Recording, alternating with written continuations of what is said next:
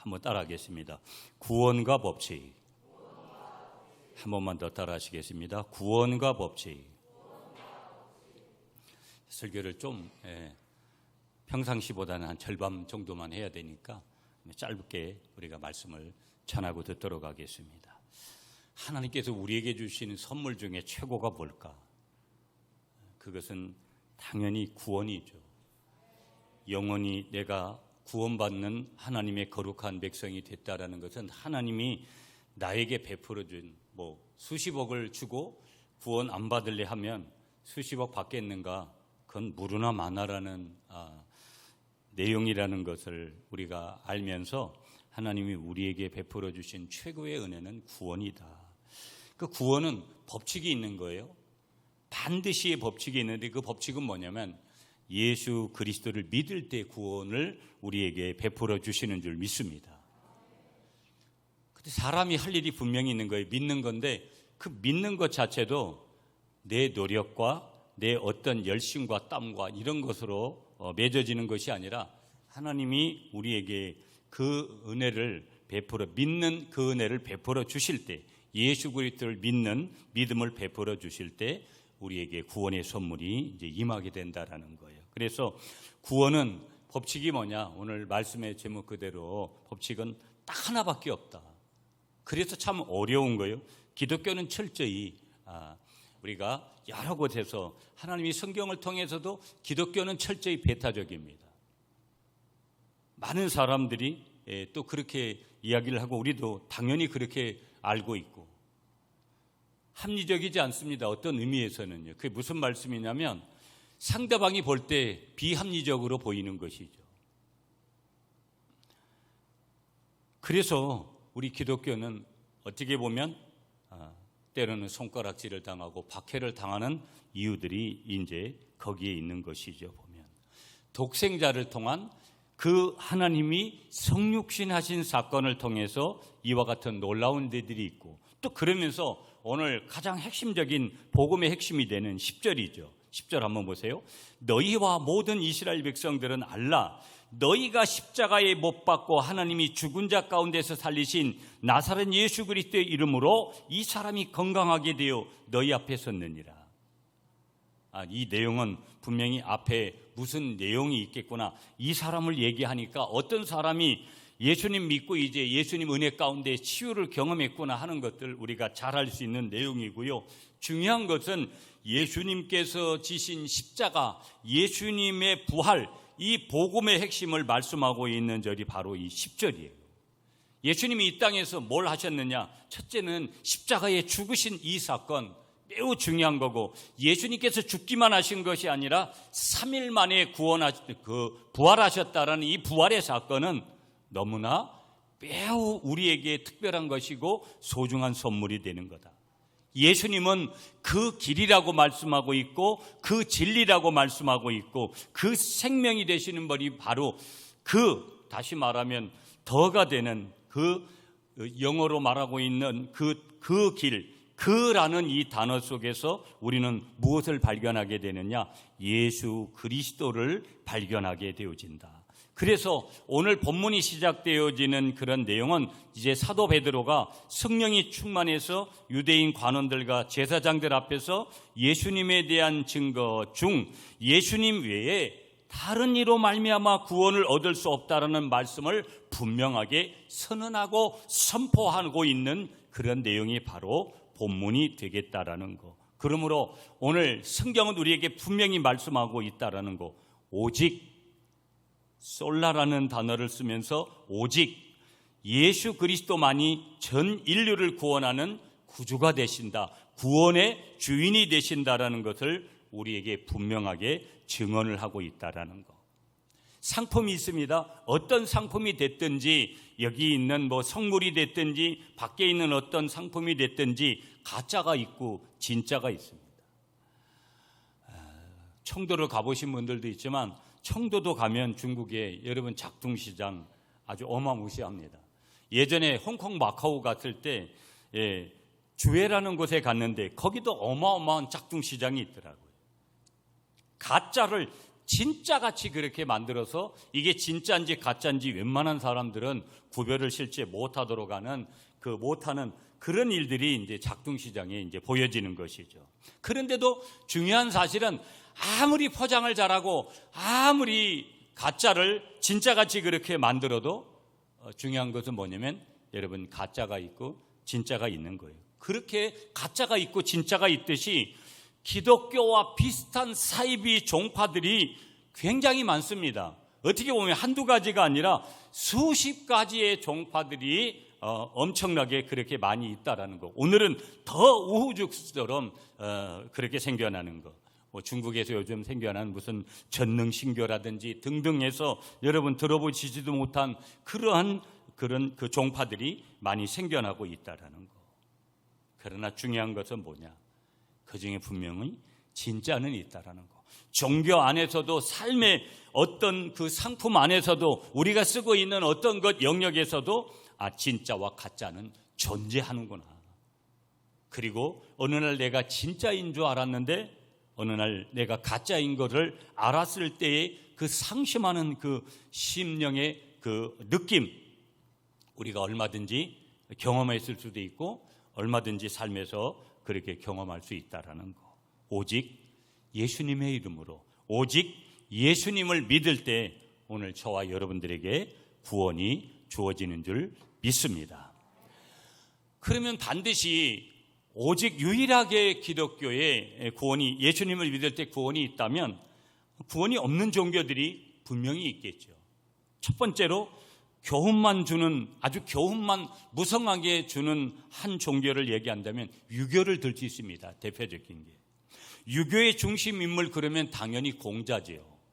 그 경전은 사서삼경이라고 저는 읽어보지도 않았는데, 유교의 결이라 하면 윤리와 도덕이 중심이고요, 정치에는 왕을 중심으로 왕도를 권했고, 개인 생활에 있어서는 삼강오륜을 기초로 해서 인, 의, 예, 지, 신, 이 생활을 권면하고 있는 것이 바로 유교입니다. 그러나 유교는 가만히 들여다보면 내세나 우주 문제나 구원 문제나 인생의 구원에 대해서 확실한 해답을 주지 못할 뿐만 아니라 그저 윤리적인 생활만 강조하고 있다라는 것을 우리가 보게 되어집니다. 두 번째, 구원 없는 종교들은 의식제도만 무성한 불교를 예로 들 수 있습니다. 불교의 교주는 석가모니입니다. 석가모니의 가르침에서 특별히 4가지 진리를 깨달았다고 하여서 진리를 4성체로 그렇게 구분을 합니다. 첫째는 고라고 하는 원리인데 모든 존재를 고로 보는 겁니다. 둘째는 모든 고는 그 원인이 흑정, 욕망에 있다고 분석을 하고 있고, 셋째는 어떻게 고를 없앨까 하는 방법인 수양의 원리를 말씀하고 있고, 네 번째는 욕망을 없애기 위한 소위 팔정도의 원리를 강조하고 있습니다. 그러면서 이 불교는 인과 응고의 법칙, 즉 전생에서의 인연이 이 생에서의 운명을 결정을, 이 땅에서의 운명을 결정한다고 그렇게 보고 있습니다. 그러면서 우리가 여러분들이 들어보셨던 윤회설을 얘기합니다. 사람이 죽으면 행위대로 다시 세상에 오는데 짐승이나 곤충으로 올 수 있다라는 것을 강조하면서 선한 사람으로 태어나고 악인은 구렁이나 짐승으로 태어난다고 그들이 그렇게 말을 합니다. 세 번째, 우리가 알고 있는 이슬람이죠. 이슬람의 교주는 마호메트인데요. 마호메트가 40살이 되어지기까지 사막을 대상으로 다니다가 어느 날 알라신의 계시를 받고 그 계시를 한 권의 책에 모아놓는데, 그 모아놓은 한 권의 책이 뭐냐면 코란경입니다. 코란. 이 코란은 구약과 무하멧의 언행록으로 구성이 되어 있다 그렇게 말하는데요. 유대교, 애굽 종교, 페르시아 종교, 이런 모든 종교들의 어떤 일부분을 취합을 해서 혼합해 놓은 것이 무엇이냐? 코란입니다. 자, 이 세상에는 이런 종교 말고도 여러 종교들이 이제 우리와 공존해 가고 있다라는 것. 그럼에도 불구하고 오늘 이 모든 종교들은 바로 무엇이냐? 구원이 없는 종교들이다. 우리가 그렇게 보아야 된다라는 거예요. 자, 그러면 구원은 오직 예수님을 믿을 때 주어지는 것인데, 은혜로 선물로 주어지는 것인데, 구원 얻는 데는 오직 예수님밖에 없다. 예수님 믿는 것밖에 없다. 자, 12절이 오늘 핵심적인 구절이 되겠죠. 12절 말씀 여러분이 다시 한번 읽어주세요. 시작.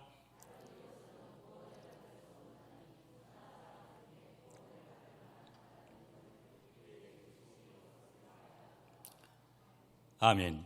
아하, 오늘 이 구절이 대표적으로 예수님 위에는 구원자가 없고 예수님 믿는 것 이외에는 구원을 주는 것이 없구나 하는 것을 성경은 분명히 선언하는 거예요. 그렇기 때문에 우리는 말씀에 근거해서 구원을 얻는 데는 하나님의 절적인 은혜이지만, 그 하나님의 선물이지만 오직 예수님의 이름, 오직 예수님을 믿을 때구나. 그래서 디모데전서 1장 15절에 보니까 믿보다 모든 사람이 받을 만한 이 말이요, 그리스도 예수께서 죄인을 구원하시려고 세상에 임하셨도다. 예수님이 성육신하신 것은, 예수님이 인간의 몸을 입고 오신 것은 사람들을 구원하시기 위한 분명한 목적이 있으셔서 이 땅에 오신 거구나. 그래서 때로는 병들어도 질병에서 건강을 받는 비결이, 자유롭게 하는 것이, 정신적으로 도움을 받는 것이, 재물을 얻는 것이, 건전하게 살려내는 모든 것들이 다 어디에 주어지는 것이냐? 하나님의 긍휼, 하나님의 자비, 하나님의 사랑, 하나님의 은혜 가운데 우리 인간들에게 구원의 요소로 주어지는 하나님의 선물이구나 하는 것을 우리에게 분명히 말씀하면서, 구원 얻는 데는 오직 예수님의 이름, 오직 예수님 믿는 것 외에는 다른 거 없다. 요한복음 3장 17절에도 하나님이 그 아들을 세상에 보내신 것을 세상을 심판하려 하심이 아니요 저로 말미암아, 저가 누구 계세요? 예수님이죠. 예수님으로 말미암아 세상이 구원을 받게 하려 하심이라 분명히 말씀하고 있습니다. 그리고 히브리서 2장 10절에 가보면 예수님을 누구로 소개하고 있냐면 구원의 주인으로 그렇게 소개를 합니다. 구원의 주인으로 소개를 하고 있다라는 이 말은 구원의 알케코스, 다시 말하면 구원의 개척자, 구원의 창시자, 세계를 만드시는 분, 그런 분으로 누구를 소개하고 있냐? 예수님을 소개하고 있습니다. 히브리서 5장 9절에는 예수님이 모든 자에게 영원한 구원이 되신다고 분명히 선언을 하고 있고요. 그분은 과거에도 우리의 구원의 근원이 되셨고요. 그분은 오늘 현재 지금에도 우리의 구원이 되시고요. 그분 예수님은 미래에도 영원히 우리의 구원의 왕이 되시는 줄 믿습니다. 그 이유를 히브리서 13장 8절은 이렇게 우리에게 소개합니다.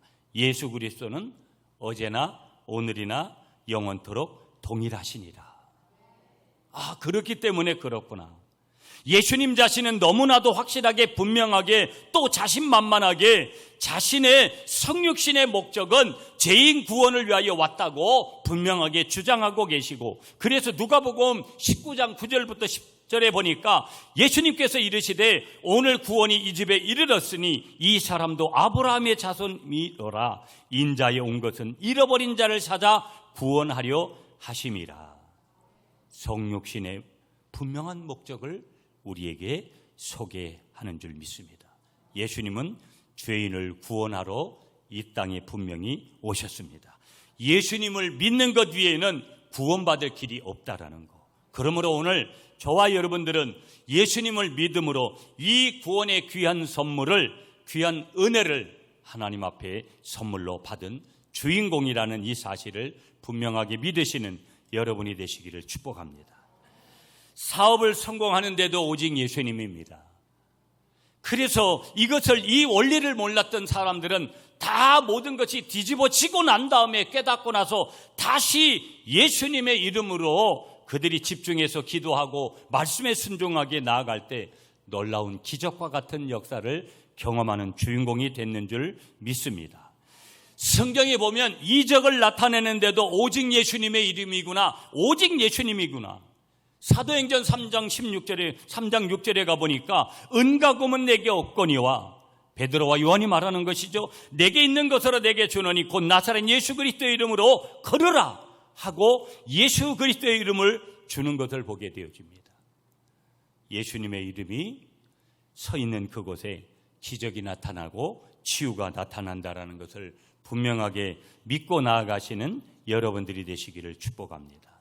그러면서 오늘 핵심은요, 길게 설명할 수 없지만 인생들의 죄 문제를 해결하시는 이는 예수 그리스도다. 오직 예수님이다. 이 사실을 분명하게 말씀하고 있는 내용이에요. 죄 문제가 없다면 우리 인생들이, 죽음의 문제가 없다면 우리 인생들이 떨어야 될 이유가 크게 있을까?